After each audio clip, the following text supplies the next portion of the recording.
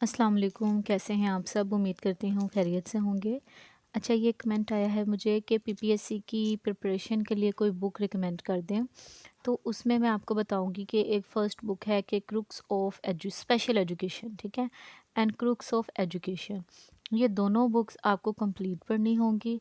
इन दोनों बुक्स में से ही पेपर आएगा, ठीक है? नेक्स्ट जो भी आपको एमसीक्यूज़ के मटेरियल मिलता है उसको आपने स्टडी करना है। नेक्स्ट मेरा जो चैनल है उसमें एक प्लेलिस्ट है लेक्चर्स के नाम से, उसमें भी मैंने लेक्चर्स अपलोड किए हैं। जब आप वो लेक्चर्स सुनेंगे तो आपके कॉन्सेप्ट क्लियर होंगे, और जब आपके कॉन्सेप्ट क्लियर होंगे तो आप एमसीक्यूज़ इजीली सॉल्व कर सकेंगे। तो चलें स्टार्ट करते हैं आज की video. Sound is defined as any dash variation. Sound बनता है प्रेशर की वजह से।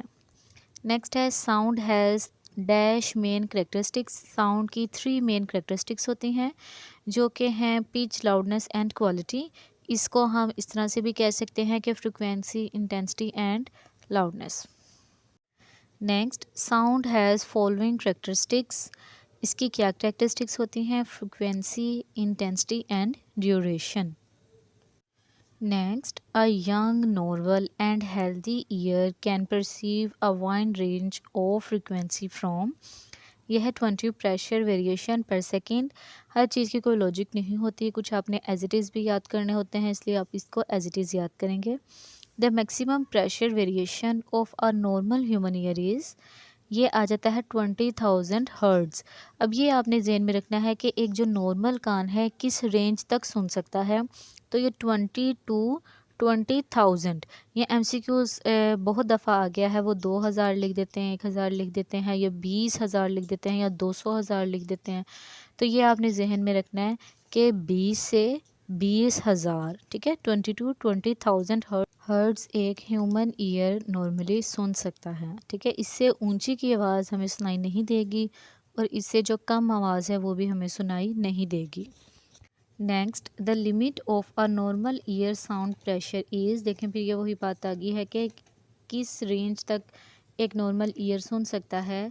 तो वो करेक्ट आंसर है 20 टू 20,000 हर्ट्ज़, ठीक है। देखें, के का मतलब 1000 में आ जाता है। तो देखें, इसमें इन्होंने इसी चीज़ को कंफ्यूज किया हुआ है। फर्स्ट लिखा हुआ है 2 हर्ट्ज़, 2 हर्ट्ज़ नहीं है। नेक्स्ट में है 20 हर्ट्ज़ टू 2000, सिर्फ यहाँ पे 2000 की बात की गई है, ये भी गलत हो जाएगा।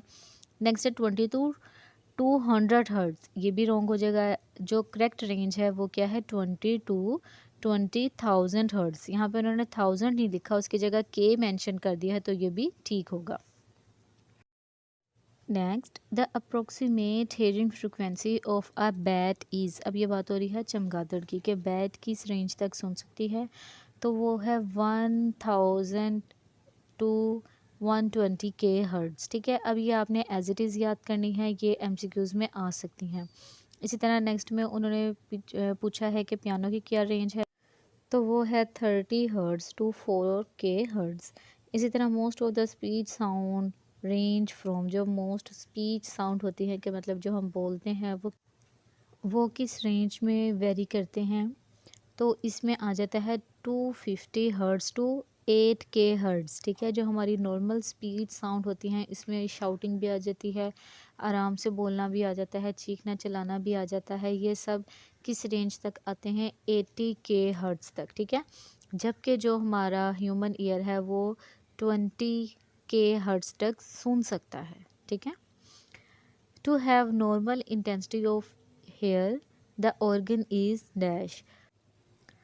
तो इसमें आ जाता है 500 हर्ट्ज़ टू 4 के hertz. The lowest frequency used in measuring hearing for speech is.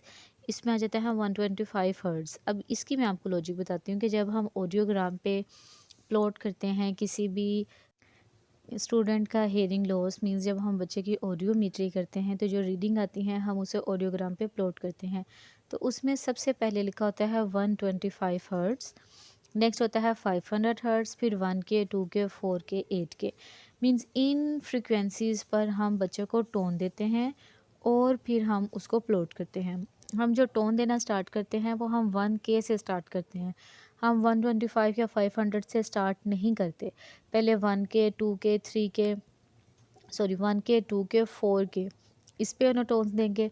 उसके बाद फिर हम वापस आएंगे 125 एंड 500, इन फ्रिक्वेंसीज़ पे बच्चों को टोन देंगे और जो वो रिस्पॉन्स देगा फिर हम उसको प्लॉट करते हैं। तो ये लिखा हुआ है कि जो लोएस्ट फ्रिक्वेंसी है, सबसे कम फ्रिक्वेंसी हम कौन सी यूज़ करते हैं जब बच्चे की हम ऑडियोमीट्री कर रहे होते हैं, तो हम 125 हर्ट्ज़ ये यूज़ करते हैं। An octave is the dash of frequency, ये है डबल। इसका मैं आपको बताती हूँ कि जब हम बच्चे की ऑडियोमीट्री कर रहे होते हैं तो हम 2 इंटरवल्स पे मेजर करते हैं। एक होता है ऑक्टिव इंटरवल्स, एक होता है इंटर इंटरवल्स। अब देखिए 1 के, 2 के, 4 के, 8 के, ठीक है। इसमें हम 3 को मिस कर दिया, 5 को मिस कर दिया, 6, इस तरह से कि मतलब हम फ्रीक्वेंसी को डबल करके मेजर करते हैं। क्यों? क्योंकि फिर उसमें उनके सेंटर में जो पॉइंट्स बच जाते हैं ना, मतलब 1 के, 2 के, अब 3 के बच गया। 3 के पे हम रीडिंग तब लेंगे जब हमने समझे बच्चे ने हमें रिस्पॉन्स किया है 50 या 30 पे, बच्चे ने हमें रिस्पॉन्स किया है 30 dB पे इन 2 के। जब हमने बच्चे को 2 के की टोन दी तो बच्चे ने हमें 30 dB पे रिस्पॉन्स किया है। अब हम जब उसको 4K की दे रहे हैं टोन तो बच्चा हमें 90 dB पे जाके रिस्पॉन्स दे रहा है। तो ये बहुत ज़्यादा गैप आ गया है। इतने ज़्यादा गैप की वजह से हम इसका 3K की टोन देंगे। हम देखेंगे कि क्या बच्चा 3K पे हमें रिस्पॉन्स देता है।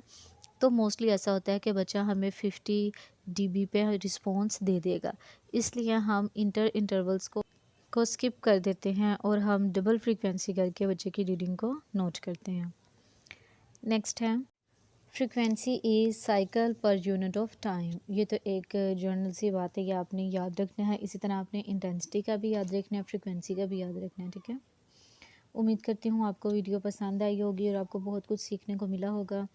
तो मिलते हैं इंशाल्लाह नेक्स्ट वीडियो में, तब तक के लिए अल्लाह हाफिज़।